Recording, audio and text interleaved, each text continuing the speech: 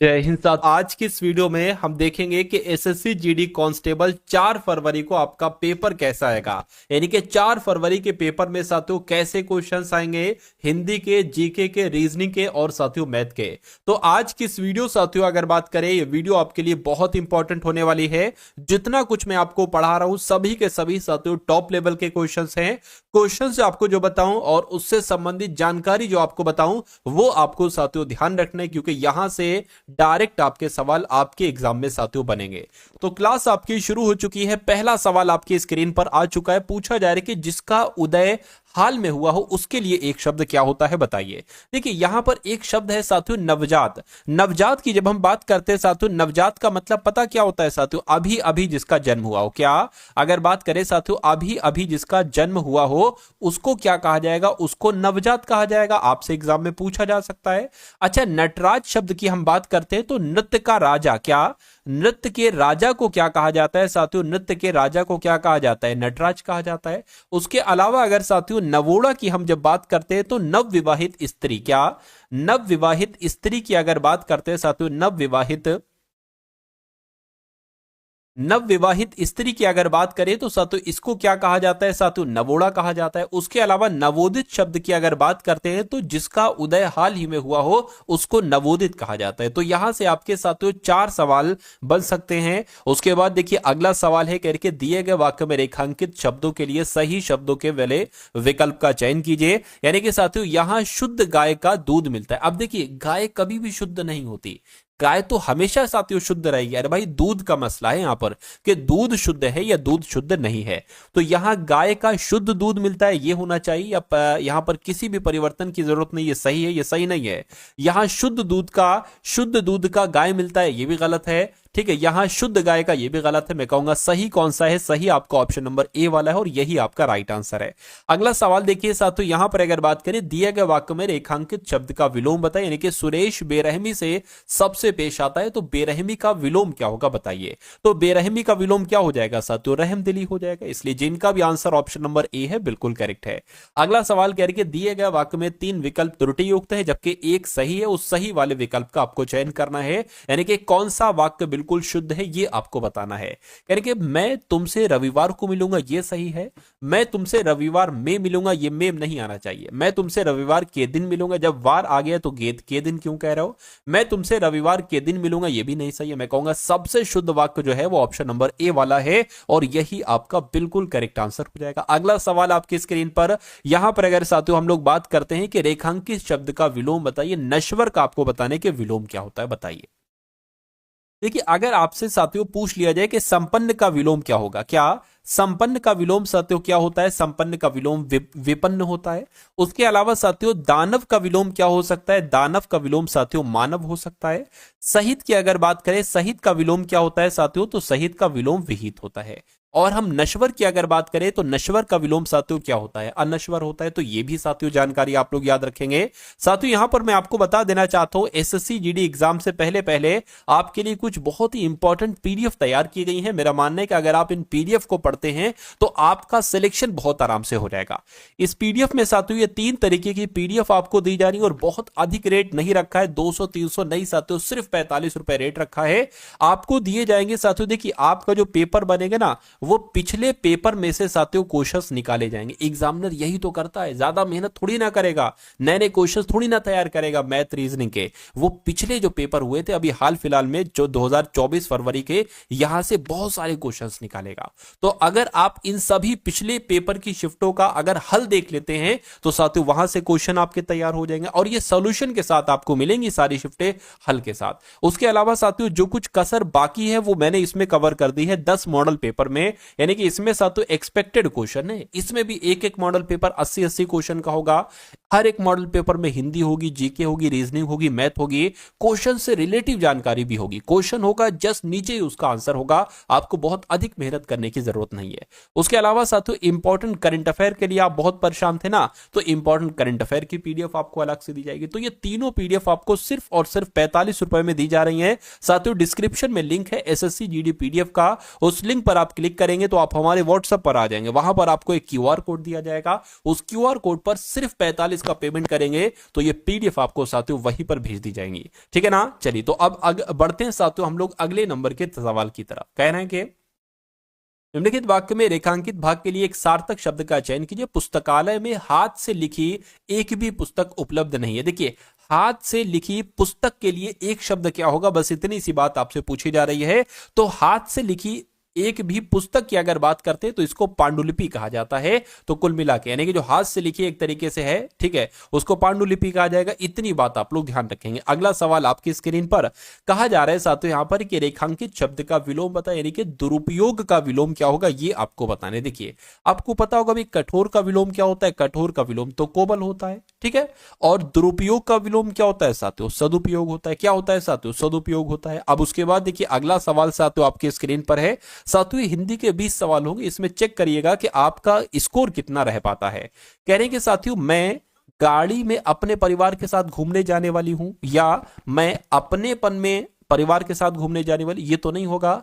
मैं कल में अपने परिवार के साथ घूमने जाने वाली, ये भी नहीं होगा। मैं दिसंबर में या मैं गाड़ी में, देखिए मैं दिसंबर आपका सही हो जाएगा। क्या मैं दिसंबर में अपने परिवार के साथ घूमने जाने वाली हूं, ये आपका सही हो जाएगा। आंसर अगर आपका है ऑप्शन नंबर डी तो बिल्कुल करेक्ट है। अगला सवाल देखिए, कह रहे कि ईश्वर की शरण में जाना ही उद्धार प्राप्ति का एक मात्र मार्ग है। यहां पर देखिए जरा पूछा क्या जा रहा है, कह रहे कि उस विकल्प का चयन करिए जो कोष्ठक में, ये जो कोष्ठक में दिए गए शब्द का पर्यायवाची शब्द का सही विकल्प नहीं है। यानी कि आपको बताने कि इस शब्द का पर्यायवाची कौन सा नहीं है। उद्धार शब्द की जब हम बात करते हैं साथियों, उद्धार का मतलब होता है छुटकारा, उद्धार का मतलब होता है मुक्ति, उद्धार का मतलब होता है परित्राण, लेकिन उधम साथियों इसका मतलब नहीं होता है।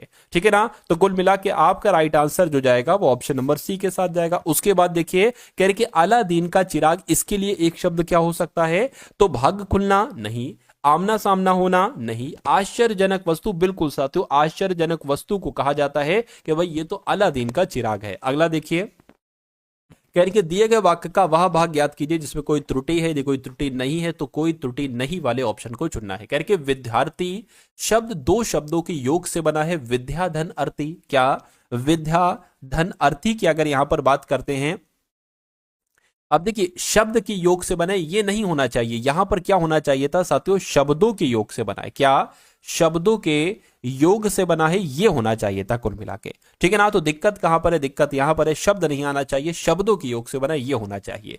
उसके बाद देखिए अगला सवाल आपकी स्क्रीन पर है। कह रहे कि झांसा देना इसका मतलब क्या होता है, धोखा मिलना या धोखा होना या धोखा देना या भड़काना। देखिए झांसा देना, झांसा मिलने का मतलब हम कह सकते हैं धोखा मिलना, लेकिन झांसा देने का मतलब होता है साथियों धोखा देना। तो कुल मिला के सही जवाब जिनका ऑप्शन नंबर सी है बिल्कुल करेक्ट है। अगला देखिए कह रहे कि दिए गए वाक्य में शुद्ध वर्तनी वाले शब्द का चयन कीजिए, मतलब कौन सा शुद्ध आपको वाक्य लग रहा है ये आपसे पूछा जा रहा है।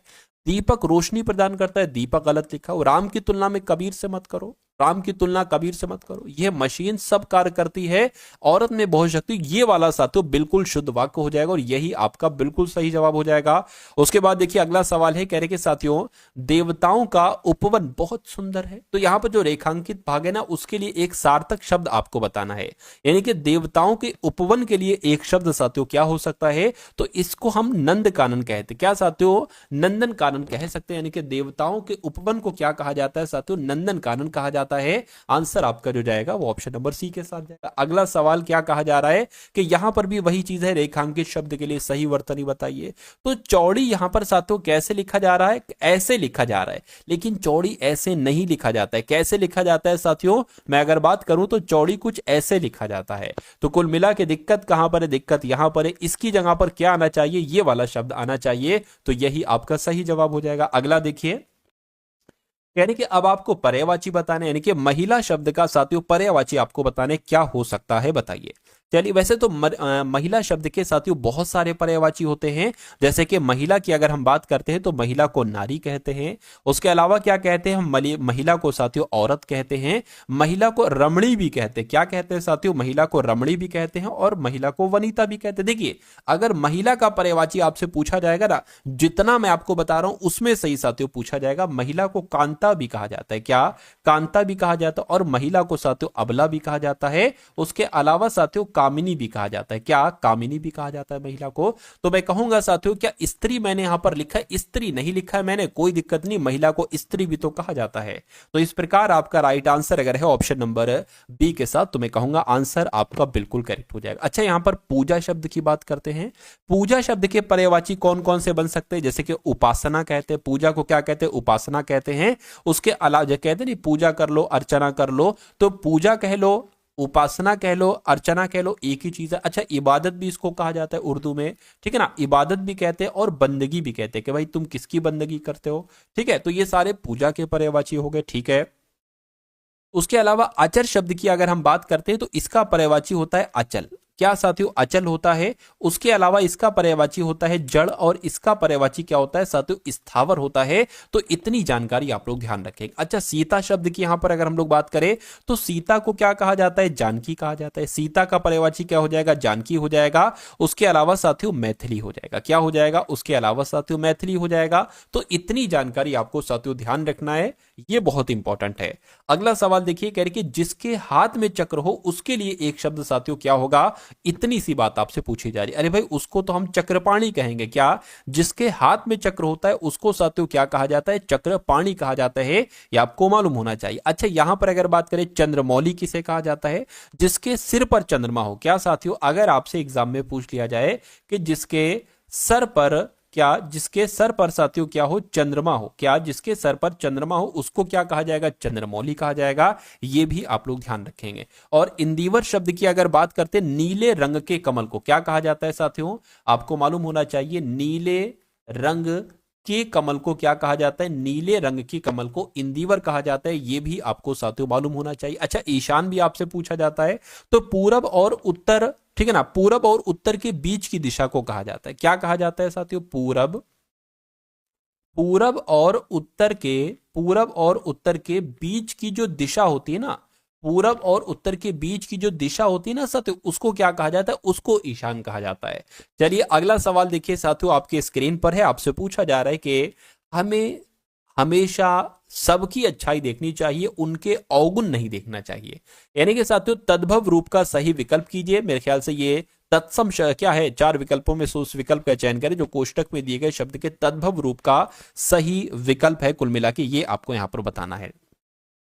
देखिए, अवगुण एक तद्भव शब्द होता है, इसका तत्सम क्या हो जाएगा? इसका तत्सम साथियों अवगुण हो जाएगा। अवगुण कौन से ऑप्शन में लिखा हुआ है? ऑप्शन नंबर डी में लिखा हुआ है। यानी कि हमें हमेशा सबकी अच्छाई देखनी चाहिए, उनके अवगुण नहीं देखना चाहिए। अगला देखिए, कहा जा रहा है साथियों ठिकाना ना रहना। क्या? ठिकाना ना रहना, इसका मतलब क्या होता है? कहीं जगह ना मिलना, सैर करना, बेचैन होना, दुनिया घूमना नहीं साथियों, कहीं जगह ना मिलने को क्या कहा जाता है? ठिकाना ना रहना। यह आपका बिल्कुल सही जवाब हो जाएगा। अगला सवाल आपकी स्क्रीन पर है। आपसे पूछा जा रहा है साथियों, देखिए और बहुत ध्यान से देखिएगा। यहां पर एक खाली जगह है। योग से मनोरंजन भी किया जा सकता है तथा भटकते मन को शांति भी प्रदान की जा सकती है, भटकते मन को प्राप्ति भी प्रदान की जा सकती है, भटकते मन को क्रांति भी प्रदान की जा सकती है, या भटकते मन को भ्रांति भी प्रदान की जा सकती है। तो यहां पर सबसे सटीक शब्द जो आना चाहिए वो ऑप्शन नंबर ए वाला आना चाहिए। यानी कि योग से मनोरंजन भी किया जा सकता है तथा भटकते मन को शांति भी प्रदान की जा सकती है। तो अगर आपका जवाब यहां पर ऑप्शन नंबर ए के साथ है तो मैं कहूंगा आंसर आपका बिल्कुल करेक्ट है। अगला सवाल आपकी स्क्रीन पर। तो अब आपके सामने साथियों जीके के क्वेश्चन यहां पर आ चुके हैं। इन जीके के क्वेश्चन को देखिएगा और अपनी तैयारी को साथियों चेक करिएगा। यानी कि निम्नलिखित में से वेग का एसआई मात्रक क्या होता है? देखिए, सबसे पहले आपसे सवाल पूछा जाएगा वेग कैसी राशि है? तो वेग एक सदिश राशि है। वेग एक सदिश राशि है। अगर बात करते हैं साथियों वेग का एसआई मात्रक क्या होता है? तो मीटर बटे सेकंड होता है। क्या होता है? मीटर बटे सेकंड। कहां पर लिखा हुआ है? मीटर बटे सेकंड, ऑप्शन नंबर बी में लिखा हुआ है। अगला सवाल आपकी स्क्रीन पर पूछा जा रहा है, केंद्र में तेजी से बदलती राजनीतिक स्थिति के कारण 1990 में भारत की पंचवर्षीय योजना शुरू नहीं हो सकी। तो भारत की कौन सी पंचवर्षीय योजना शुरू नहीं हो सकी? 8वीं पंचवर्षीय योजना शुरू नहीं हो सकी। ये यहां पर साथियों आंसर आएगा। ये सवाल पूछा जाएगा साथियों आपसे, यानी निम्नलिखित में से कौन सा खेल पाकिस्तान का राष्ट्रीय खेल है? तो पाकिस्तान के राष्ट्रीय खेल की बात चल रही है। देखा जाए तो साथियों फील्ड हॉकी यहां पर आपका बिल्कुल सही जवाब हो जाएगा। अच्छा, पाकिस्तान का आपसे पूछा गया राष्ट्रीय खेल। उसके अलावा क्या आपसे साथियों अमेरिका की अगर बात करें, अमेरिका का राष्ट्रीय खेल नहीं पूछा जाता? क्या अमेरिका का राष्ट्रीय खेल नहीं पूछा जा सकता तो बिल्कुल पूछा जा सकता है साथियों, बेसबॉल है। क्या है? बेसबॉल। आप लोग याद रखेंगे ये अमेरिका का राष्ट्रीय खेल है, ठीक है। उसके अलावा अगर साथियों बात करते हैं चीन की, अगर बात करें चीन का क्या राष्ट्रीय खेल नहीं पूछा जा सकता साथियों, चीन का राष्ट्रीय खेल क्या है? टेबल टेनिस है। क्या है साथियों? टेबल टेनिस जो है ना, ये चीन का राष्ट्रीय खेल है, ये भी आप लोग याद रखेंगे। उसके अलावा अगर बात करते हैं साथियों बांग्लादेश की, क्या अगर बांग्लादेश की हम अगर बात करते हैं तो बांग्लादेश का राष्ट्रीय खेल क्या है? कबड्डी है। क्या है साथियों? कबड्डी है, तो ये भी आप लोग याद रखेंगे।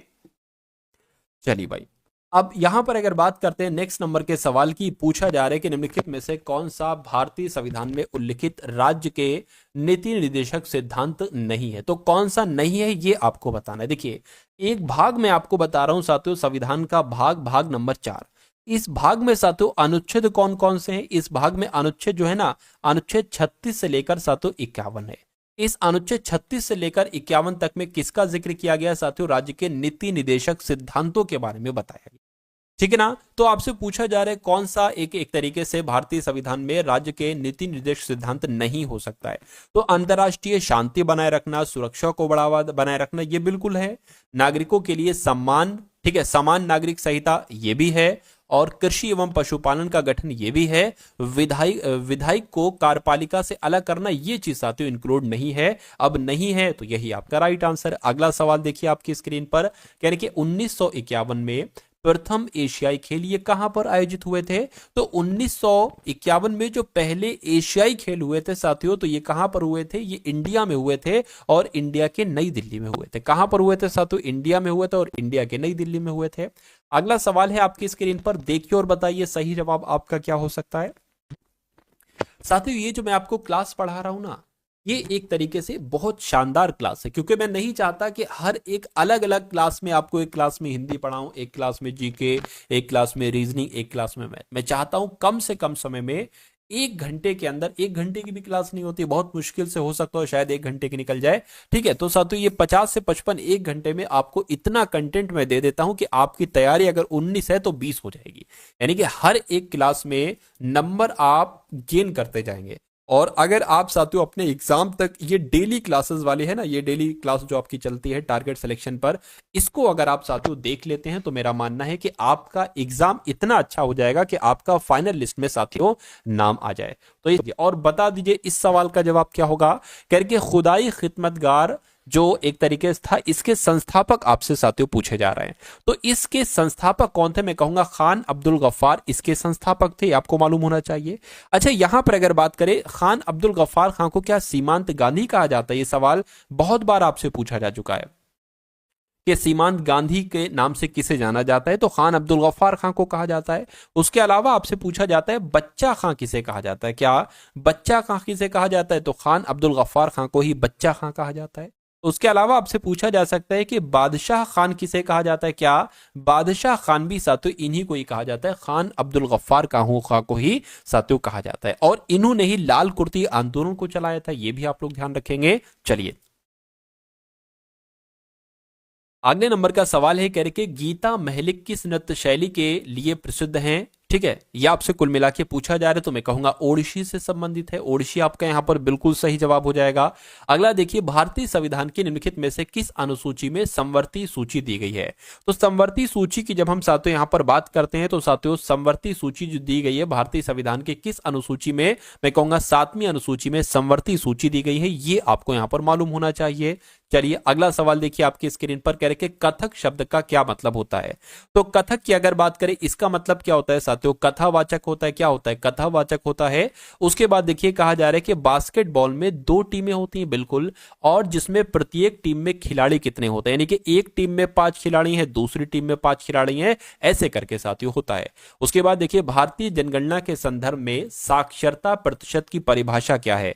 तो साथियों यहां पर अगर बात करें कॉलेज डिग्री धारकों का प्रतिशत नहीं, उन लोगों का प्रतिशत जो नहीं, ये भी नहीं होगा। 7 वर्ष और उससे अधिक आयु के लोगों का प्रतिशत जो किसी भाषा को पढ़ लिख सकते हैं साथियों, ये होगा, बिल्कुल साथियों ये हो जाएगा आपका साक्षरता प्रतिशत का मतलब। चलिए अब उसके बाद देखते हैं साथियों, नेक्स्ट नंबर का सवाल आपकी स्क्रीन पर है, कह रहे कि भारत में आर्थिक नियोजन के संबंध में बॉम्बे प्लान कितने भागों में विभाजित किया गया था, ये आपको बताना। देखिए 1944 की जब हम बात करते हैं तो साथियों यहां पर 1944 में कुछ उद्योगपतियों का एक समूह था, ठीक है ना, और इन्होंने किस पर जोर दिया साथियों, नियोजित अर्थव्यवस्था की स्थापना के ऊपर साथियों जोर दिया। और इसी को साथियों क्या कहा जाता था, इसी की जो नियोजित अर्थव्यवस्था थी ना, इसकी स्थापना के लिए इन्होंने एक प्रस्ताव तैयार किया और इसी प्रस्ताव को साथियों क्या कहा जाने लगा, बॉम्बे प्लान, इसी प्रस्ताव को साथियों कहा जाने लगा। और ये बॉम्बे प्लान को साथियों दो भागों में विभाजित किया गया, पहला भाग साथियों 1944 और दूसरा भाग साथियों 1945। तो यही तो आपसे पूछा जा रहा है कि भारत में आर्थिक नियोजन के संबंध में बॉम्बे प्लान कितने भागों में विभाजित किया गया, तो एक दो यानी कि दो भागों में विभाजित किया गया। अगला देखिए आपकी स्क्रीन पर, निम्नलिखित में से कौन सा मौर्य शासक चंद्रगुप्त मौर्य का पोता था। तो मौर्य वंश के जो संस्थापक थे चंद्रगुप्त मौर्य, इनके पोते का नाम क्या था साथियों, अशोक इनके पोते का नाम था। क्या अशोक इनके पोते का नाम था। हॉर्नबिल फेस्टिवल कह लो या पर्व कह लो, ये कहां पर साथियों मनाया जाता है, तो ये 1 दिसंबर से लेकर 10 दिसंबर तक साथियों नागालैंड में मनाया जाता है। कहां पर, नागालैंड में मनाया जाता है। उसके बाद देखिए जलियांवाला बाग हत्याकांड परिणाम स्वरूप हुआ, किसके परिणाम स्वरूप हुआ बताइए, जो 1919 में साथियों रॉलेट एक्ट हुआ था, इसके परिणाम स्वरूप हुआ। आंसर आपका ऑप्शन नंबर सी हो जाएगा। जब राज्यसभा के सभापति का पद रिक्त हो जाए तो उसके कर्तव्यों का पालन निम्नलिखित में से किसके द्वारा किया जाएगा, तो किसके द्वारा किया जाएगा, राज्यसभा के उपाध्यक्ष के द्वारा किया जाएगा। अगला सवाल देखिए, भारत में 11वीं पंचवर्षीय योजना की समय अवधि क्या थी, तो भारत में 11वीं पंचवर्षीय योजना की समय अवधि 2007 से 2012 थी। अगला देखिए, कह रहे कि बैंकिंग विनियमन अधिनियम कब पारित किया गया, तो ये तो 1949 में पारित किया गया। कब पारित किया गया, 1949 में पारित किया गया। यानी कि आगा खान कप निम्नलिखित में से किससे संबंध, यानी कि आगा खान कप किस खेल में दिया जाता है, ये आपको यहां पर बताना है। देखिए अगर आपसे पूछा जाए हॉकी का पहला जो क्लब को संगठित किया गया, ये कब संगठित किया गया, ये 1861 में संगठित किया गया। हॉकी की एक सबसे बड़ी संस्था है जिसका नाम है अंतर्राष्ट्रीय हॉकी महासंघ। तो अंतर्राष्ट्रीय हॉकी महासंघ की स्थापना साथियों कब की गई, ये आपसे अगर आपसे पूछ लिया जाए तो 7 जनवरी 1924 में की गई, ये भी आपको मालूम होना चाहिए। और इसका मुख्यालय कहां पर है, किसका, अंतर्राष्ट्रीय हॉकी महासंघ का, तो स्विट्जरलैंड के साथियों लुसाने में इसका हेडक्वार्टर है, ये आप लोग याद रखें। खैर आगा खान कप की अगर बात करते हैं तो ये तो हॉकी के खेल में दिया जाता है, हॉकी के खेल में। अगला देखिए, भारत में किस धर्म की जनसंख्या बहुसंख्यक है, अल्पसंख्यक नहीं, मतलब जैन सबसे ज्यादा है, हिंदू मुस्लिम ईसाई, तो मैं कहूंगा तकरीबन 80% के आसपास मोटा मोटी तौर पर आप लोग याद रख सकते हैं हिंदूज हैं। तो कुल मिला के आंसर आपका ऑप्शन नंबर बी हो जाएगा। अब उसके बाद देखिए साथियों, यहां से आपके सामने अब कई सारे क्वेश्चंस होंगे रीजनिंग के, और ये सभी के सभी साथियों रीजनिंग के मैंने वो सवाल लिए हैं जो आप अपने एग्जाम में साथियों देख सकते हैं। तो अपने एग्जाम से पहले पहले साथियों इन सभी सवालों को आप चेक कर लीजिए, देख लीजिए कितना स्कोर आपका आता है। तो अगर ये साथियों सवाल आपके सामने आ जाए, कह रहे कि एक सर्किल टाइप का हो और एक लाइन खींची हो, दूसरे सर्किल में 2 लाइन खींची हो, तीसरे सर्किल में 3 लाइन खींची हो, चौथे में साथियों 4 लाइन खींची हो। अच्छा ये सर्किल नहीं है, यहां से साथियों थोड़ा थोड़ा चेंज होता जा रहा है, ठीक है। तो कुल मिला के हमें लाइनों से मतलब है क्या, देखिए 1 2 3 लाइन 4 लाइन, तो अब 5 लाइन होना चाहिए। 5 लाइन यहां पर नहीं है, यहां पर भी 5 लाइन नहीं है, यहां पर 1 2 3 4 है, यहां पर भी साथियों 5 लाइन नहीं है, यहां पर साथियों 5 लाइन है, 1 2 3 4 5। तो मैं कहूंगा आंसर आपका किस ऑप्शन के साथ जाएगा, ऑप्शन नंबर डी के साथ जाएगा। अगला सवाल देखिए, अब ये क्वेश्चन साथियों बहुत शानदार है और बहुत अच्छा कॉन्सेप्ट है, एक थोड़ा सा मॉडरेट से ऊपर कहा जाता है, हार्ड क्वेश्चंस की गिनती में ये आता है। कहने के 6 मित्र हैं P Q R S T U, एक वर्ताकार मेज के चारों ओर केंद्र से बाहर की ओर मुख करके बैठे हैं। तो साथियों एक वर्ताकार क्या है, मेज है, और कितने लोग हैं, 6 लोग हैं। तो 1 2 3 4 5 और एक 6 लोग हो गए। यानी कि सभी का मुख किधर है साथियों, केंद्र से बाहर की तरफ है। किधर है, केंद्र से बाहर की तरफ सभी का मुंह है, ठीक है। कह रहे कि पी क्यू के ठीक दाईं ओर बैठा है, तो ये हमें समझ में लाइन आ रही है, हम इसको साथियों सॉल्व कर लेते हैं। पी को हम कहीं भी आप बैठा दीजिए, मान लीजिए पी यहां पर, यानी कि क्यू के ठीक दाईं ओर बैठी है। तो क्यू की अगर बात करें, क्यू हमें यहां पर बनाना पड़ेगा, तभी तो साथियों क्यू के ठीक दाईं ओर पी बैठ पाएगी, ठीक है। ये लाइन हो गई। उसके बाद कह रहे कि आर और एस के ठीक बीच में यू बैठा है, यानी कि अगर हम मान लीजिए, अगर हम आर यहां पर बनाए, ठीक है, और एस हमें यहां पर बनाना होगा। आर और एस के बीच में साथियों क्या लिखा हुआ है, आर और एस के बीच में ठीक यू बैठा है, तो यू साथियों यहां पर बैठ जाएगा, ठीक है ना। चलिए उसके बाद क्या कहा जा रहा है, एस के ठीक बाएं ओर बैठा है, टी के ठीक बाएं ओर बैठा है एस, तो टी कहां पर, अच्छा टी यहां पर हमें बैठाना पड़ेगा, टी के ठीक बाएं ओर कौन बैठा है, एस बैठा है, ये चीज भी पूरी हो गई। अच्छा 6 लोग थे, 6 को आपने बैठा दिया, 1 2 3 4 5 6 बैठा दिया, कह रहे टी के विपरीत कौन बैठा हुआ है, तो टी के विपरीत कौन बैठा है, टी किधर है, टी के विपरीत साथियों आर बैठा है, 2 लोग इधर 2 लोग इधर, तो टी के विपरीत कौन बैठा है साथियों, आर बैठा है। तो आपका इस सवाल का जवाब क्या हो जाएगा, आर हो जाएगा, और यही आपका बिल्कुल करेक्ट आंसर है। अगला सवाल आपकी स्क्रीन पर कह रहे कि ए गुणा बी का अर्थ है कि ए बी का पति है। अब दूसरा देखिए, दूसरी लाइन ही एक तरीके से ए प्लस बी का मतलब है ए बी का भाई है, और ए भाग बी का मतलब है ए बी का बेटा है, और ए माइनस बी का मतलब है ए बी का पिता है। तो आपको यहां पर साथियों रिलेशन निकालने की, यहां पर आखिर क्या आ सकता है, ये भाग मैंने भाग का निशान लगाया है, ठीक है ना। तो टी भाग आर का मतलब क्या होगा, देखिए हम इसको ए मानेंगे, इसको हम बी मानेंगे, तो भाग वाला कहां पर है, देखिए जरा ये है भाग वाला, ठीक है ना। हम ए भाग बी की जगह पर टी भाग आर रख लेंगे, ए भाग बी का मतलब है ए बी का बेटा है, यानी कि टी आर का बेटा होगा, क्या टी जो है ना ये आर का बेटा होगा, तो साथियों आर का बेटा हो गया साथियों, ये टी प्लस लगा लेंगे हम यहां पर पुरुष के लिए।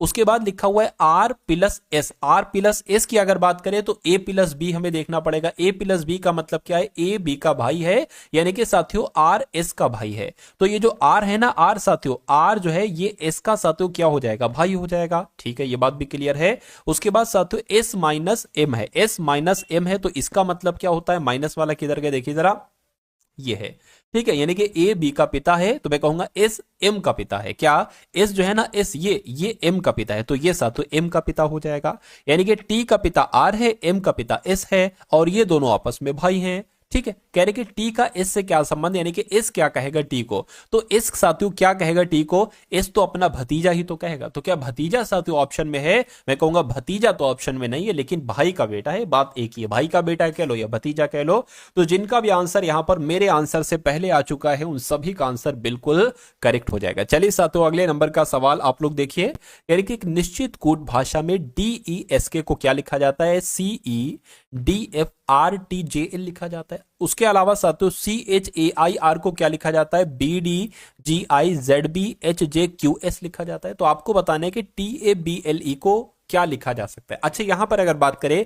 यहां पर 4 लेटर हैं और यहां पर 8 लेटर हो गए, यहां पर भी 4 लेटर हैं, 4 लेटर से 8 लेटर बनाए जा, अच्छा ये ज्यादा लग रहा है, देखिए जरा 1 2 3 4 5 6 7 8 9 10, ये तो 10 हैं, ये कितने 1 2 3 4 5 6 7 8, ये 8 है। अगर हम डी की बात करें तो डी से पहले साथियों यहां पर सी आता है और डी के बाद ई आता है, ठीक है। ई की बात करें तो ई से पहले डी आता है और ई के बाद क्या आता है, एफ आता है।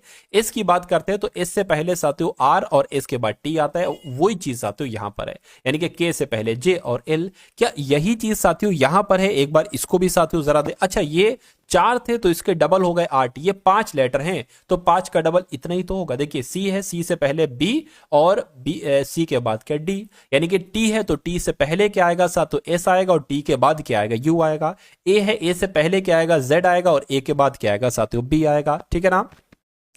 उसके अलावा बी है, बी से पहले क्या आएगा ए आएगा और बाद क्या आएगा सी आएगा। एल की बात करें तो एल से पहले साथियों के आएगा और बाद में एम आएगा। ई से पहले डी आएगा और बाद में क्या आएगा एफ आएगा। तो आपको देखना है कि ये कौन से ऑप्शन में साथियों लिखा हुआ है, SUZBA, ठीक है, तो ये तो गलत हो गया, SUZBA, ठीक है, BAM ये भी नहीं होगा, SUZBA और CKMDF ये वाला आपका बिल्कुल सही और बिल्कुल सटीक जवाब हो जाता है। भाई बहुत बढ़िया, वेरी गुड क्लास। साथियों वीडियो को आप लोग लाइक कर दिया करिए क्योंकि इतनी मेहनत के साथ में वीडियो बनाता हूं और बिल्कुल ये फ्री कंटेंट आपको दिया जा रहा है, 1 रुपया भी साथियों उसके लिए नहीं लिया जा रहा है, लेकिन इसको तैयार करने में, पीपीटी को टाइप करवाने में, इसको पूरी तरीके से बनवाने में कुछ मेहनत लगती है। तो उस मेहनत के लिए साथियों एक लाइक कर दिया करो। तो इस वीडियो को साथियों तुरंत आप लोग लाइक कर दीजिए अभी।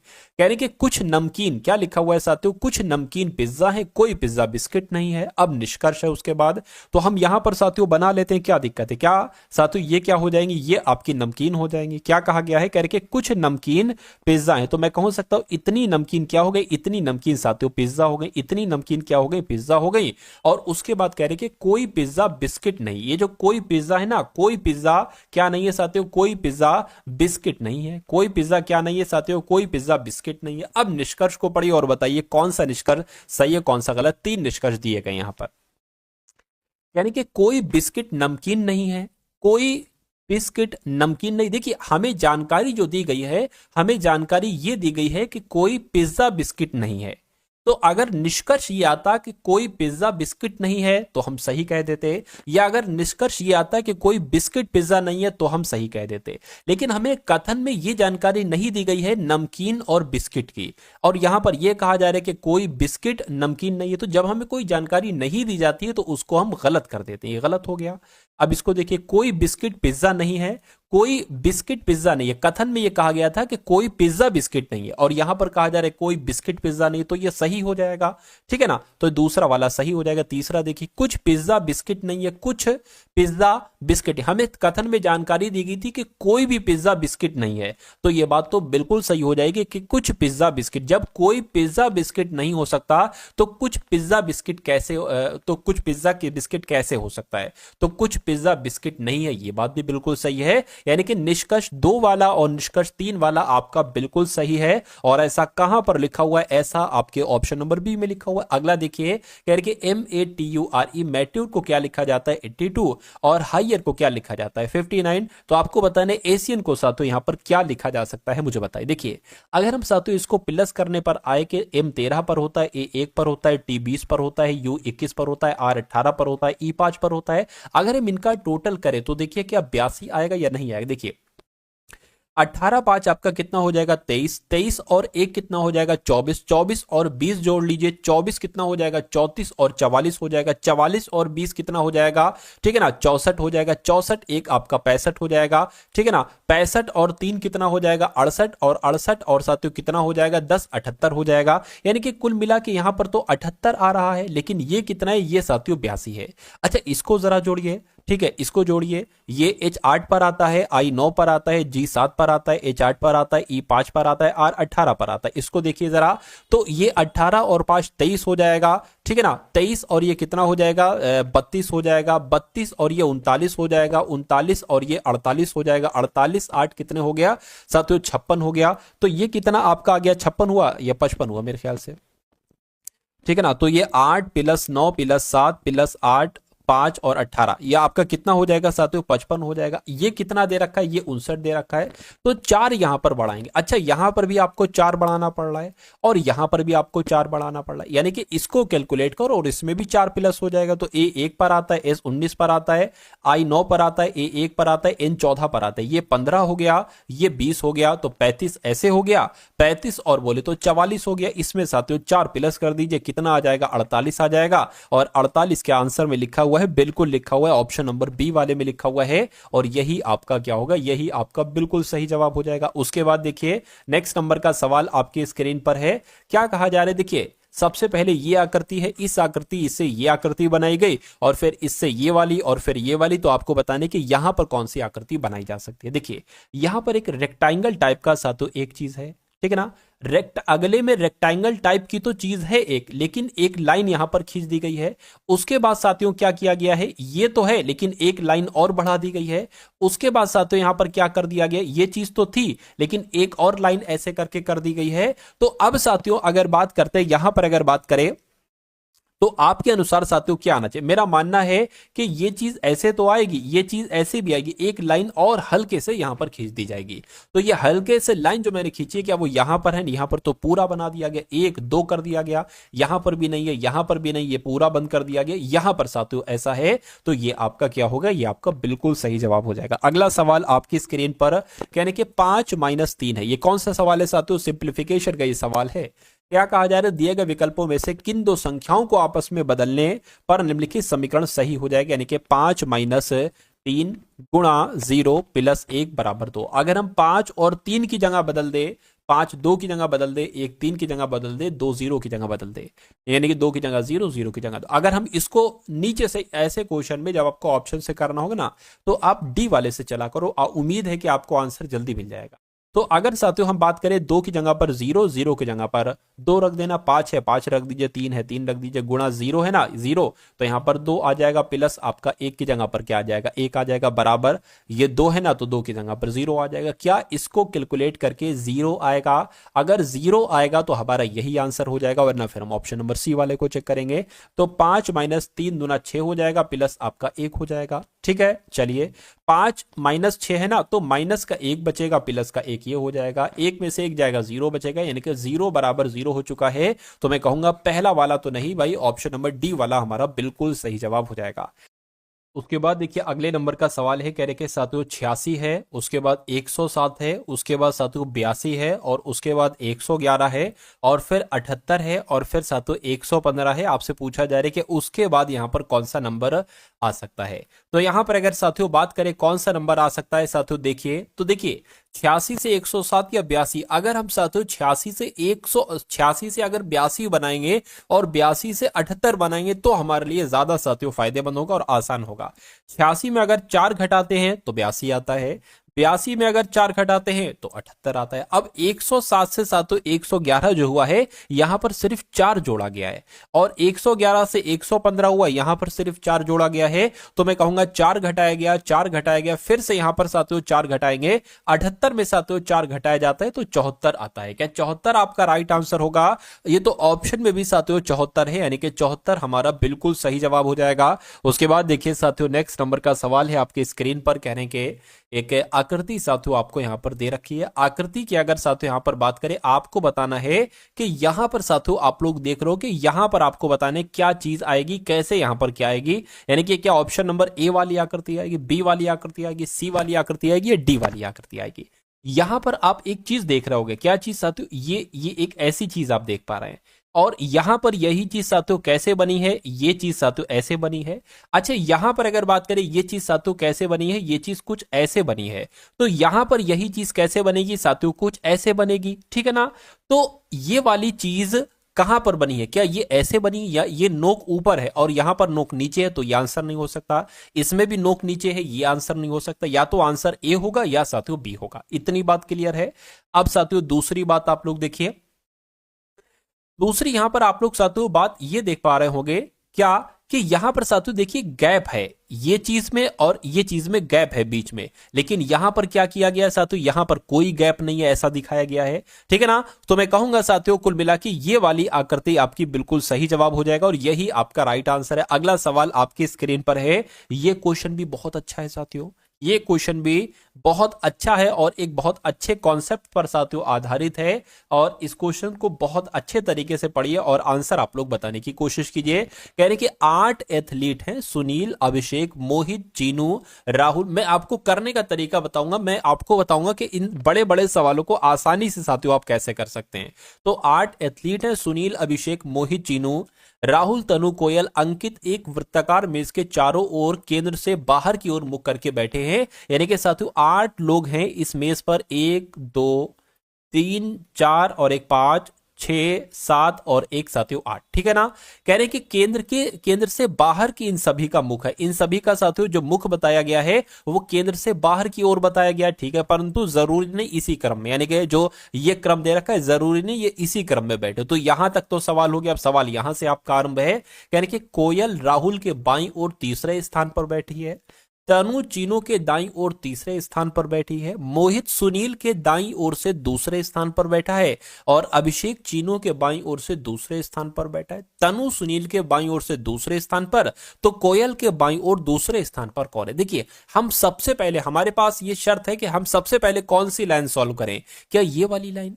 अब हमें कॉमन देखना होगा, कोयल राहुल यहां पर, क्या किसी दूसरी लाइन में अगर हमें कोयल या राहुल में से कोई एक मिल रहा है तो हम इस लाइन को सॉल्व कर देंगे, वरना हम साथ तो स्किप कर देंगे। अब देखिए कोयल राहुल आपको नहीं मिल रहा है, मेरे हिसाब से शायद नहीं मिल रहा है। ठीक है, मैंने थोड़ा सा ध्यान लगाया तो नहीं मिल रहा है। चलिए तो अगर हम साथों इस पर आ जाएं, क्या तनु जो है ना चीनू के दाईं ओर तीसरे स्थान पर बैठा है, तो देखिए तनु और चीनू के कहीं और पर लिखा हुआ, यहां पर लिखा हुआ है चीनू, यानी कि हमें चीनू क्या मिल गई साथियों, हमें चीनू साथियों कॉमन मिल गई। अब देखिए इसको लाइन को सॉल्व कीजिए, चीनू के दाईं ओर तीसरे स्थान पर तनु बैठी है, तो मान लीजिए साथियों चीनू की अगर बात करें कहां पर बैठा ले, चीनू मान लीजिए साथियों अगर हम यहां पर बैठा लेते हैं, तो कहने के चीनू के दाईं ओर तीसरे स्थान पर कौन बैठी है? तनु बैठी, यानी कि तनु 1 2 3 तनु साथियों यहां पर बैठेंगी, ये बात क्लियर है। अब चीनू आपको कॉमन मिल गए, कह रहे कि चीनू के बाईं ओर दूसरे स्थान पर अभिषेक बैठा है, यानी कि 1 2, यानी कि अभिषेक साथियों यहां पर बैठा है। ठीक है, तो ये फायदा होता है कॉमन लेने से। अब उसके बाद देखिए कह रहे कि तनु जो है ना, तनु ये सुनील के बाईं ओर से दूसरे स्थान पर है, यानी कि सुनील साथियों कहां पर बनेगा? सुनील की बात करें, सुनील यहीं पर ही तो बनेगा, तभी तो साथियों सुनील के दूसरे बाईं ओर तनु बैठ पाएगी। ये बात भी हो गई, ये काम भी हो गया। अब और देखिए साथियों और क्या बचा है, ये लाइन हो गई।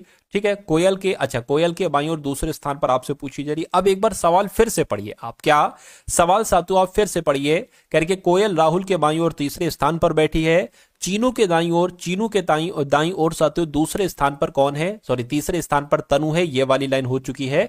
मोहित सुनील के दाईं ओर दूसरे स्थान पर है, सुनील के दाईं ओर दूसरे स्थान पर, यानी कि 1 2 यहां पर कौन बैठ जाएगा साथियों? यहां पर मोहित जी बैठ जाएंगे, मोहित जी बैठ गए। अब उसके बाद कहा गया था कोयल राहुल के बाईं ओर दूसरे स्थान पर बैठा है, तो अगर हम साथियों क्या कोयल को मजबूरन हमें साथियों कोयल को यहीं पर बैठाना पड़ेगा, क्योंकि कोयल के, ठीक है कोयल जो है ना ये राहुल के बाईं ओर, तो साथियों राहुल, क्योंकि राहुल को यहां पर मजबूरन में बैठाना पड़ेगा, राहुल के बाईं ओर दूसरे स्थान पर कोयल बैठी है। अब यहां पर एक बंदा बचा है, कौन बचा है साथियों? अंकित बचा है, तो मैं कहूंगा अंकित जी यहां पर बैठ जाएंगे। 8 थे, 8 आपने बैठा दिए। सवाल में पूछा जा रहा है कि कोयल के बाईं ओर दूसरे स्थान पर कौन बैठा है? कोयल कहां पर बैठी? यहां पर। कोयल के बाएं दूसरे स्थान पर कौन बैठा है साथियों? मोहित बैठा है, तो मोहित आपका यहां पर बिल्कुल सही और बिल्कुल सटीक जवाब हो जाता है भाई, बहुत बढ़िया, वेरी गुड क्लास। अगला सवाल कह रहे कि इन सभी को आपको साथियों अंग्रेजी शब्दकोश के अनुसार लगाना है, तो साथियों कैसे अंग्रेजी नहीं, कुछ और पूछा जा रहा है। नीचे दिए गए शब्दों को अंग्रेजी शब्दकोश के क्रम के अनुसार व्यवस्थित करने के बाद कौन सा शब्द तीसरे स्थान पर आएगा? तो हमें यह देखना होगा साथियों पहले स्थान पर कौन सा शब्द आ सकता है। देखिए SMA यहां पर भी है, SMA यहां पर भी है, यहां पर भी SMA है, यहां पर भी SMA और यहां पर भी SMA। आप मुझे ये बताइए साथियों सबसे पहले यहां पर क्या आता है? TS, तो मैं कहूंगा S पहले आता है। C सबसे पहले आ जाएगा, C साथियों सबसे पहले आ जाएगा, यानी कि 3 नंबर आपका सबसे पहले आ जाएगा। और उसके बाद क्या आ जाएगा साथियों? L आ जाएगा, तो 1 नंबर आपका आ जाएगा, यानी कि ये भी हो गया ये। उसके बाद क्या R पहले आता है या ST? मैं कहूंगा R पहले आता है, तो 2 आ जाएगा, और उसके बाद 4 आ जाएगा, और उसके बाद 5 आ जाएगा। तो मैं कहूंगा तीसरे स्थान पर कौन है? 1 2 3, तीसरे स्थान पर दूसरा वाला है। दूसरा वाला क्या है? इसकी बात चल रही है, स्मार्ट। तो इसमें से आंसर आपका जो जाएगा वो स्मार्ट हो जाएगा, क्योंकि तीसरे स्थान पर कौन है? स्मार्ट वर्ड ही है।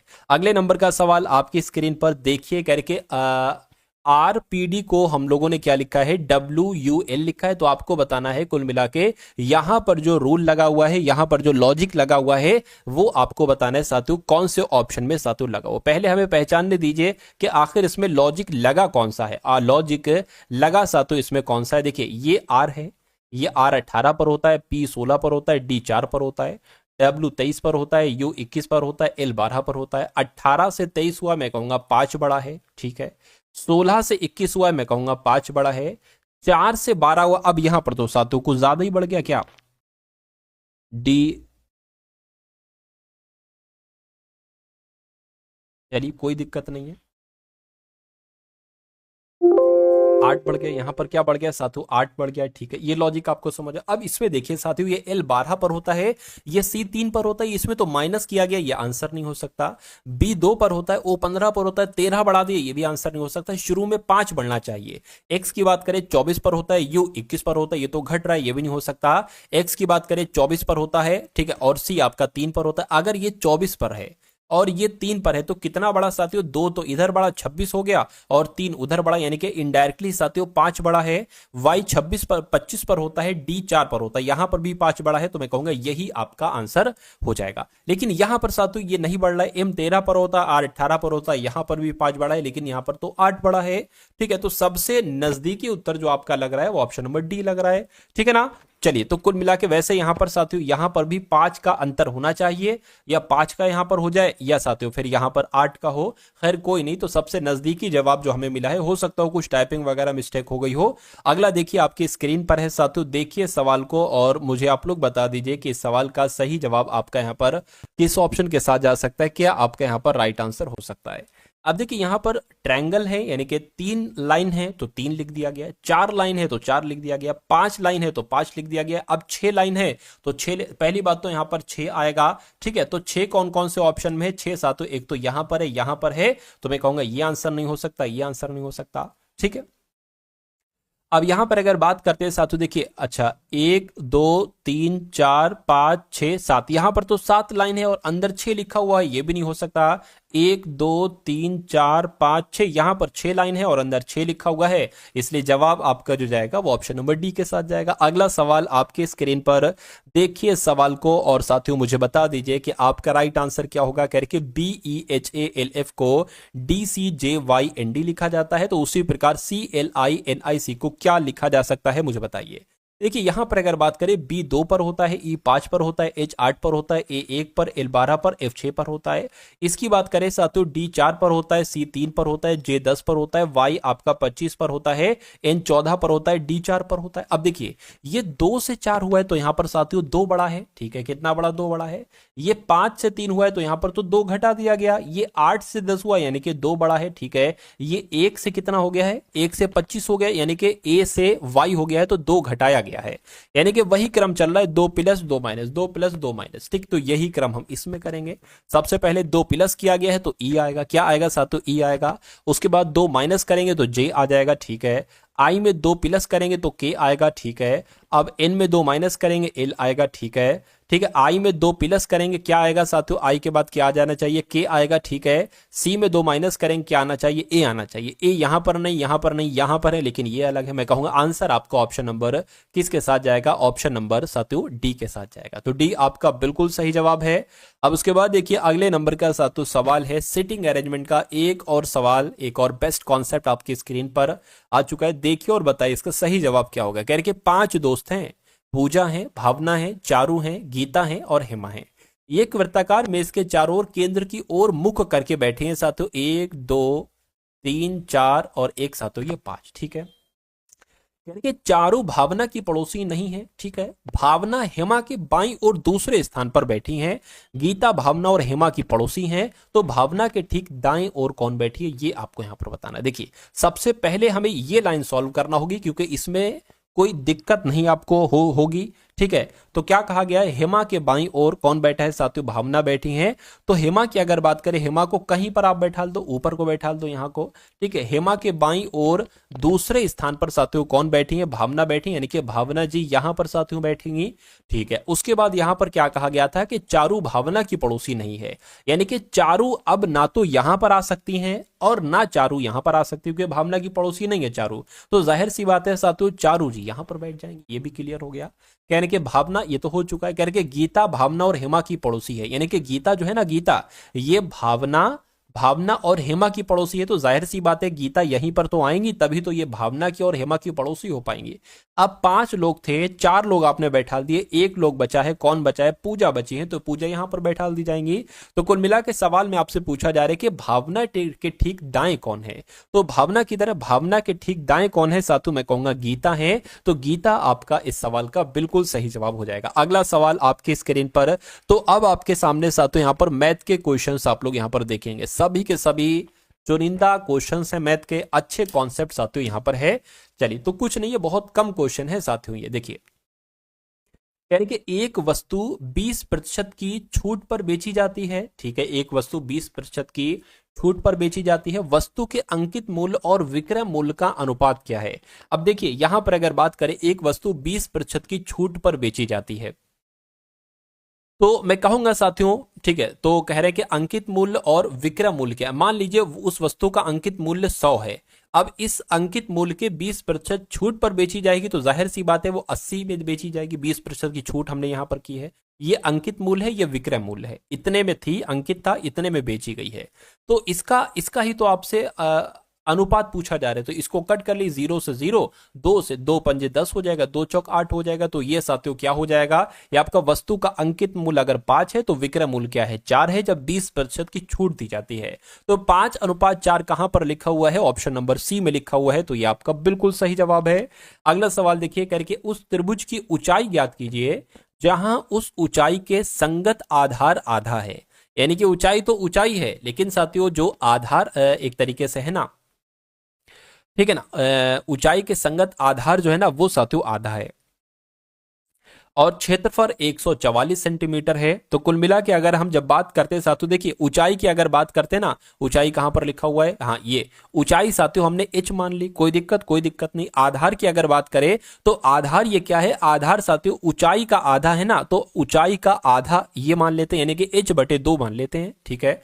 अब अगर बात करते हैं साथियों त्रिभुज के क्षेत्रफल की, किसकी बात करते हैं यहां पर, अगर हम बात करते हैं साथियों त्रिभुज के क्षेत्रफल की बात करें तो क्या सूत्र आपको याद है, 1/2 गुणा आधार गुणा ऊंचाई। क्या साथियों, आधार गुणा क्या हो जाएगा साथियों, ऊंचाई हो जाएगा। तो 1/2 ये आ गया। आधार कितना है, आधार साथियों h/2 है, h/2 है, और ऊंचाई कितनी है, ऊंचाई साथियों यहां पर हमने h मानी हुई है। ये बात क्लियर है, ठीक है। और क्षेत्रभुज का क्षेत्रफल कितना बताया गया है, 144 बताया गया, तो ये 144 हो गया।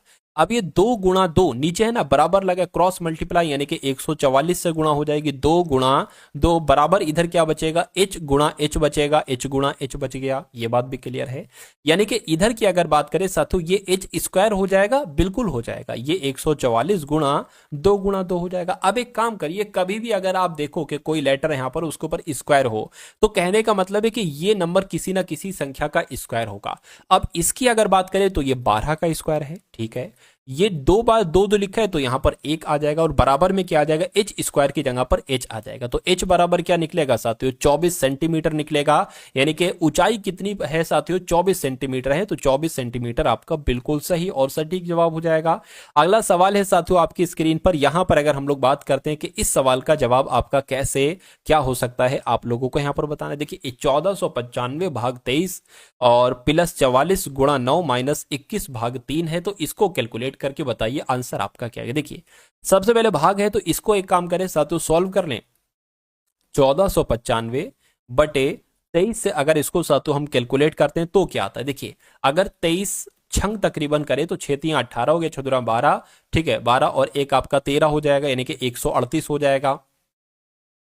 तो कितना आ गया, 23 छंग 138 आ गया, कितना बचेगा, 1 और 1 ये 115 आ जाएगा। अब 23 चौक करें, क्या करें, 23 चौक नहीं, 23 पंजे का अगर बात करते हैं यहां पर करें तो 5 3 15 हो गया, 5 2 10 और 11, बिल्कुल पूरा पूरा कट गया साथियों, पूरा पूरा ये तो कट गया आपका पंजे। यानी कि इसकी जगह पर 65 आ जाएगा, 65 प्लस अब 44 गुणा 9 कर लो, 44 गुणा 9 अगर हम करते हैं तो 9 चौक आपका 36, 9 चौक 36 39, यानी कि 396 आ गया। 396 माइनस 21 की भाग करना है 3 से, यानी कि 3 को एक तरह 3 सत्ते, ये तो 7 यहां पर आ जाएगा। अब इन दोनों को जोड़ेंगे अगर साथियों तो 11 आ गया, ये 10 हो गया, 10 और ये 16 हो गया, और ये साथियों 4 हो गया, यानी कि इसमें से 7 आप क्या कर दीजिए, घटा दीजिए। तो जब 461 में से 7 घटता है तो 454 बचता है। 454 कौन से ऑप्शन में है, 454 ऑप्शन नंबर सी वाले में है। तो ये क्या हो जाएगा साथियों, ये आपका बिल्कुल सही जवाब हो जाएगा। अब उसके बाद देखिए अगले नंबर का सवाल है आपके स्क्रीन पर, कहने के एक्स और वाई एक साथ मिलकर एक काम को 20 दिन में पूरा करते हैं। एक्स और वाई 2 लोग हैं और ये एक काम करते हैं तो 20 दिन में पूरा करते हैं। अकेले उसी काम को 25 दिन में पूरा कर सकता है, कौन पूरा कर सकता है, वाई की यहां पर बात चल रही है। तो वाई अकेले अगर उस काम को करता है तो वाई अकेले उस काम को 25 दिन में पूरा कर सकता है। कहने के अगर अकेले एक्स काम करे तो उस काम को कितने दिन में कर पाएगा। देखिए यहां पर एक ऐसा नंबर ले लेते हैं जो कि 20 के पहाड़े में भी आए, 25 के पहाड़े में भी आए, अर्थात 20 से भी वो नंबर कट सके और 25 से भी कट सके। तो हम क्या नंबर ले लें, 100 ले लें, ठीक है, 100 कट जाएगा, 20 पंजे 100, 25 चौक 100। ठीक, कहने का मतलब यह है कि वाई एक दिन में 4 काम करता है और x और y दोनों दिन में मिलकर 5 काम करते हैं। y एक दिन में 4 काम करता है और दोनों मिलकर 5 काम करते हैं, तो मैं कहूंगा x एक काम करेगा एक दिन में, तभी तो भाई ये 5 हो पाएगा। तो पूछा जा रहा है कि x अकेले उस काम को कितने दिन में करेगा। और ये क्या चीज है, ये साथियों टोटल काम है। अगर टोटल काम 100 है और x एक दिन में एक काम करता है तो ये 100 काम एक्स कितने दिन में कर पाएगा? 100 दिन में कर पाएगा। तो आंसर आपका क्या होगा? 100 दिन होगा। एक्स अकेले उसी काम को कितने दिन में कर पाएगा? 100 दिन में कर पाएगा। आंसर जिनका ऑप्शन नंबर बी है बिल्कुल करेक्ट है। अगला सवाल देखिए आपके स्क्रीन पर, कह रहे 5400 भाग 2 माइनस 55 गुणा 11 प्लस 44 गुणा 3। इसको आपको सॉल्व करना है। सबसे पहले इसको कर लीजिए, भाग लगा हुआ है, 2 दूना 4, 2 सते 14, डबल जीरो आ गया। माइनस 55 की गुणा साथियों 11 से करेंगे तो 55 ऐसे करके लिख लीजिए, 5 10 6 यानी कि 605 यहां पर आ गया। प्लस अब 44 तियां कितने होते हैं? 4 तियां 12 हो गया, 4 तियां 12 और एक आपका 13 हो गया। 2700 में से 605 साथियों घटा दीजिए, तो 2700 में से 605 अगर हम यहां पर घटा देते हैं तो कितना बचता है? देखिए यहां पर 5 आ जाएगा और यहां पर एक तरीके से साथियों 9 आ जाएगा, ठीक है ना, और यहां पर 26 हो जाएगा, यहां पर मैं कहूंगा 20 आ जाएगा। ठीक, ये बात साथियों क्लियर है? ठीक है, कोई दिक्कत नहीं है। अब यहां पर आपका क्या हो गया साथियों? 2095 आ गया प्लस 132 आ गया। तो इसमें 132 अगर प्लस करते हैं तो 7 आ गया, 12 आ गया, 2 और 2 यानी कि 2227 आपका आंसर आ जाएगा। तो 2227 कहां पर लिखा हुआ है साथियों? 2227 आपका ऑप्शन नंबर डी में लिखा हुआ है। तो जिनका भी आंसर ऑप्शन नंबर डी है, मैं कहूंगा आंसर आपका यहां पर बिल्कुल करेक्ट है।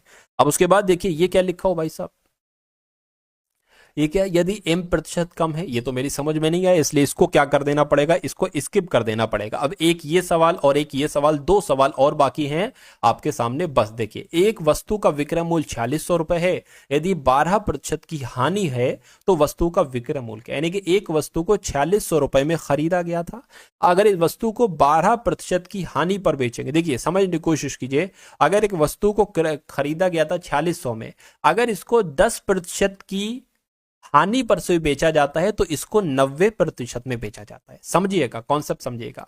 अगर किसी वस्तु का मूल्य 4600 रुपए है, अगर इस वस्तु को 20% की हानि पर बेचा जाता है तो इसको 80% में बेचा जाता है। तो यहां पर कहा गया है कि अगर किसी वस्तु का मूल्य 4600 रुपए है और किसी उस वस्तु को 12% की हानि पर बेचा गया है, तो जाहिर सी बात है उस वस्तु को 88% में बेचा गया होगा, है ना। तो इन 2 जीरो से ये 2 जीरो कैंसिल कर लीजिए, इसको कैलकुलेट कर लीजिए, आपको मालूम पड़ जाएगा वस्तु का क्रय मूल्य क्या है। तो वस्तु को 88% में बेचा गया है, तो 46 की गुणा साथियों 88 से आप कर दीजिए, 6 अट्ठे 48 हो जाएगा, 4 अट्ठे 32, 33, 34, 35, 36 आपका हो गया, यानी कि 368 आपका यहां आ जाएगा। 8 आ गया और साथियों ये कितना आ जाएगा? ये 14 आ जाएगा, और ये आपका कितना आ गया? 10, यानी कि 448, सॉरी 4048 आ गया। तो 4048 रुपए आपका वस्तु का विक्रय मूल्य होगा। यानी कि अगर कोई वस्तु का क्रय मूल्य 4600 रुपए है और 12% की हानि पर उस वस्तु को बेचा जाता है तो वो वस्तु 4048 रुपए की बिकेगी। राइट आंसर आपका ऑप्शन नंबर सी हो जाता है। चलिए भाई, अब उसके बाद देखिए नेक्स्ट नंबर का सवाल है और आज की इस वीडियो का अंतिम सवाल है, ये आपकी स्क्रीन के ऊपर। चलिए, कह रहे हैं साथियों 12 खिलाड़ियों और उनके कोच की औसत आयु 32 वर्ष है, यानी कि कुल मिला के 13 लोग हैं। अरे भाई 12 खिलाड़ी हो गए, एक उनका कोच हो गया, यानी कि कुल मिला के 13 लोग हैं और 13 लोगों का जो औसत आयु है वो साथियों 32 है। अगर मैं आपसे पूछूं कि कुल मिला के 13 लोगों की कुल आयु का योग कितना होगा, 13 की गुणा आपको 32 से कराना पड़ेगी। ठीक है, ये भी हम लोग कर लेते हैं साथियों। 3 दूना 6, 3 तिया 9 और यहां पर 32 आ जाएगा, 6 आ गया, 11 आ गया, 4 यानी कि 416 साथियों यहां पर आ जाएगा। यानी कि 13 लोगों की कुल मिला के आयु कितनी हो गई? 416 हो गई। अच्छा, अभी 13 लोग हैं, तो इसमें जो 13 लोग हैं ना, यहां पर कहा गया है कि प्रथम 5 खिलाड़ियों की औसत 28 वर्ष है और शेष 7 खिलाड़ियों की औसत 26 वर्ष है। तो कोच की आयु कितनी होगी? अब अगर हम प्रथम 5 खिलाड़ियों की औसत की आयु की बात करें, यानी कि इसमें 13 लोग हैं और इसमें से जो शुरू के 5 लोग हैं या कैसे भी 5 लोग हैं, इनकी औसत आयु 28 वर्ष है। तो अगर मैं कहूं कि 13 लोगों में से 5 लोगों की कुल आयु कितनी होगी साथियों, तो 28 की गुणा हमें 5 से करना पड़ेगी। 8 पंजे 40 हो जाएगा, 8 पंजे 40 हो गया, 5 दूना 10 और 14 यानी कि 140 हो जाएगी। तो ये 5 लोगों की आयु आ गई। अब इसी प्रकार साथियों कितने, ठीक है, 7 खिलाड़ियों की बात करें तो 7 खिलाड़ियों का औसत कितनी बताई गई है? 26 बताई गई है। तो इसकी भी साथियों गुणा करना पड़ेगी। ठीक है, 6 छंग 36, 6 सत्ते आपका 42 हो जाएगा, 7 दूना 14 और 18 यानी कि 182 ये हो जाएगा। देखिए 5 लोग 7 लोग यानी कि कुल मिला के 12 लोगों की आपको आयु का योग मालूम पड़ गया है। इनको जोड़ दोगे, ये 12 लोगों की आयु आपको मिल जाएगी। ठीक है, और ये 13 लोगों की आयु आपको मिल जाएगी। इन दोनों को जब माइनस करोगे तो कोच की आयु आपको खुद मालूम पड़ जाएगी। तो 140 182 साथियों जोड़िए कितना होता है? 2 आ गया, 12 आ गया, यानी कि 332 आ गया, 322 आ गया। अब इसको साथियों मैं हटा देता हूं।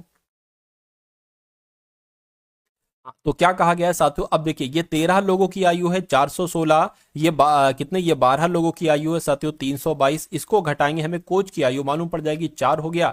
41 में से साथियों जब आपका 32 जाएगा तो कितना बचेगा, 9 बचेगा, यानी कि 94 वर्ष क्या हो जाएगी, 94 वर्ष आपके कोच की आयु हो जाएगी। और यही आपसे पूछा गया था। आंसर आपका अगर है ऑप्शन नंबर सी के साथ तो बिल्कुल करेक्ट हो जाता है भाई, बहुत बढ़िया, वेरी गुड क्लास। तो कैसी लगी साथियों आपको ये क्लास, एक बार कमेंट सेक्शन में आप लोग जरूर बताइएगा। इस वीडियो को साथियों लाइक कीजिएगा और वीडियो को साथियों एक बार शेयर आप लोग अवश्य कर दीजिएगा। उसके अलावा अगर बात करते हैं साथियों, डिस्क्रिप्शन में क्या है साथियों, डिस्क्रिप्शन में आपको लिंक दे दिया जाएगा, डिस्क्रिप्शन में साथियों आपको वहां पर लिंक दे दिया जाएगा, ठीक है, एक प्लेलिस्ट का, एसएससी जीडी प्लेलिस्ट का। उस प्लेलिस्ट को साथियों जाकर आप लोग जरूर देख लीजिए।